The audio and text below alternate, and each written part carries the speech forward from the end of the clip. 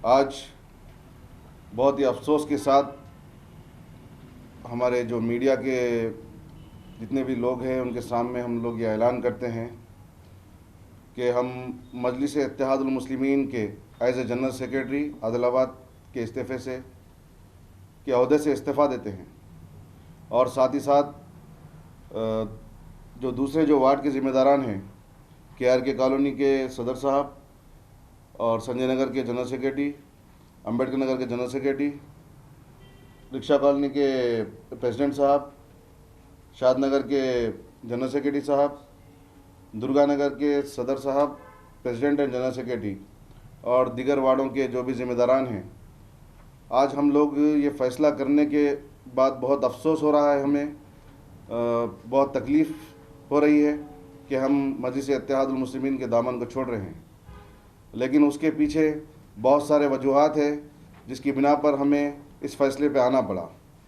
ख़ास तौर पर मजलिस इत्तेहादुल मुस्लिमीन में शमूलियत इख्तियार करने की वजह हमारी ये थी कि जो आवाम के जो मसाइल है उनको हल किया जा सके, जो भी पिछड़े, दलित और जो जिन लोगों के साथ भी नाइंसाफ़ी होती है उन लोगों की आवाज़ बन सके। लेकिन अफसोस के साथ हमें ये कहना पड़ रहा है कि पिछले 1.5-2 सालों में हम यहाँ पर मजलिस इत्तेहादुल मुस्लिमीन शामिल होने के बाद, नई कमेटी तश्कील देने के बाद किसी भी किस्म के कोई एक्टिविटीज़ करने से कासिर हैं, जिसकी सबसे बड़ी वजह यहाँ के हमारे जो ज़िम्मेदार हैं सदर साहब जनाब नज़ीर साहब, उनकी जो कारकर्दगी रही है पिछले 1-1.5 साल में, उससे बहुत अफसोस होता है। नज़ीर साहब एक मखसूस एक पार्टी के लिए काम कर रहे हैं और वो लोग यहाँ की जो रूलिंग पार्टी है उनके MLA के साथ और जो दूसरे जो TRS के जो लीडरान हैं उन्हीं के साथ अपना वक्त ज़्यादा दे रहे हैं और अवामी मसाइल को पूरी तरीके से नज़रअंदाज कर रहे हैं।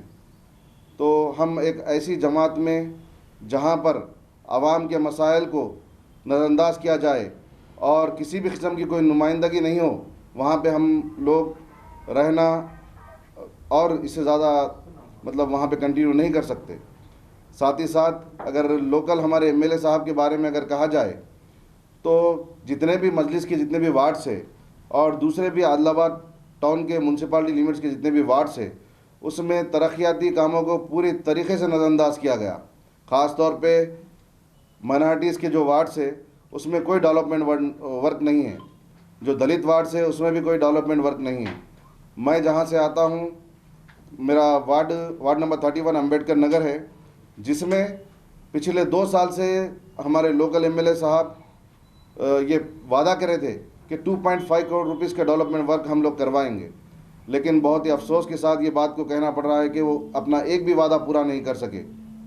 पिछले 2 सालों से जो टेंडर हुआ है अम्बेडकर नगर के डेवलपमेंट वर्क्स का, आज तक उन वर्क्स को स्टार्ट नहीं किया गया।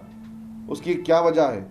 एक तो ये कह रहे हैं कि हम लोग आदिलाबाद की तरक्की के लिए 200 करोड़ 250 करोड़ रुपए खर्च करें।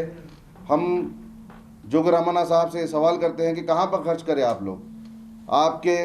आपने वादा किया था कि आदिलाबाद को IT हब बनाएंगे, लेकिन बहुत अफसोस के साथ ये कहना पड़ रहा है कि IT हब की जगह करप्शन हब बन चुका है आदिलाबाद, जहाँ पे जितने भी लोग हैं आपके जितने भी कार्यकर्ता है, जितने भी आप जिनको लीडर्स नाम निहाद जो भी कायदीन हैं आपके, आवाम का खून चूस रहे हैं। उनके जो भी मसाइल है, मसाइल को हल करने के बदले ये लोग ही खुद मसाइल को पैदा कर रहे हैं और इतने हमारी जो आदिलाबाद की म्यूनसिपाल्टी है वो करप्शन का अड्डा बन चुका है। यहाँ पर रिम्स हॉस्पिटल के जितने भी वैकेंसीज निकले हैं, जॉब्स निकले हैं कॉन्ट्रैक्ट बेस पर, उस पर क्या हुआ? लाखों रुपए की वसूली करते हुए रिम्स में जॉब्स को दिया जा रहा है। और साथ ही साथ जो स्ट्रीट वेंडर्स को पूरी तरीके से ख़त्म करने, उनका कारोबार ख़त्म करने का बेड़ा हमारे जोगर रमन्ना साहब ले चुके हैं और उनकी मदद हमारे मजलिस इत्तेहादुल मुस्लिमीन के जो सदर साहब हैं उन्होंने कर रहे हैं। और आगे जो भी हम लोग ये तय करेंगे कि हमें आगे किस तरह से किस पॉलिटिकल पार्टी से एफिलिएशन हासिल करना है, कहाँ पर हम काम करेंगे। इतने सारे वजूहत हैं। जितने भी प्रॉमिसेस जोगर रमन्ना साहब की जानिब से और TRS गवर्नमेंट की जानिब से किए गए थे, वो पूरे के पूरे झूठे वादे किए गए थे। अगर हम आने वाले वक्त में TRS के अंदर ही अगर TRS को अगर सपोर्ट करेंगे तो हम ये समझते हैं कि हम फ़िरका परस्त पार्टियों को सपोर्ट कर रहे हैं, क्योंकि साबिक़ा में जितने भी बिल्स आए हुए हैं पार्लियामेंट में मोदी गवर्नमेंट की जानिब से, उन तमाम बिल्स पर सपोर्ट करने वाले का नाम है केसीआर, और बीआरएस पार्टी ने उन तमाम बिल्स को अपना सपोर्ट दिया।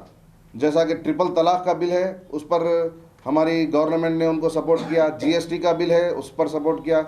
नोटबंदी का था, डीमोनेटाइजेशन, उस पर सपोर्ट किया।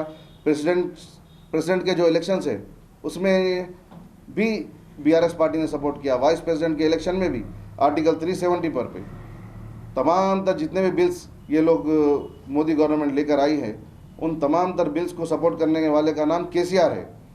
तो आने वाला वक्त ये है कि आने वाले जो हमारे मेंबर ऑफ पार्लियामेंट के जो इलेक्शंस है, पार्लियामेंट्री इलेक्शंस है, उसके ऊपर वो जहन में रखते हुए हम लोग तमाम तर हमारे जो मुसलमान भाई है, जो भी सेकुलर भाई है, जो भी दलित भाई हैं, उनसे अपील करते हैं कि बीआरएस को वोट देने का मतलब है कि हम मोदी साहब को और बीजेपी को वोट दे रहे हैं। तो आगे का जो मसला है, जो भी आने वाले इंतखाबात है, उसमें हम आवाम से अपील कर रहे हैं कि टीआरएस पार्टी को सबक सिखाया जाए। जितने भी इनके जो वादे थे, वो वादों पे ये लोग खरे नहीं उतरे। करप्शन का माहौल गर्म है आदिलाबाद में। उन्हीं तमाम तर चीज़ों को देखते हुए आज हम लोग, हमारे जो भी पार्टी के जो भी ज़िम्मेदारान हैं, वार्ड के सदूर, मोतमदीन और बहैसियत मैं टाउन जनरल सेक्रेटरी अपने अहदे से इस्तीफ़ा देने का मैं ऐलान करता हूँ।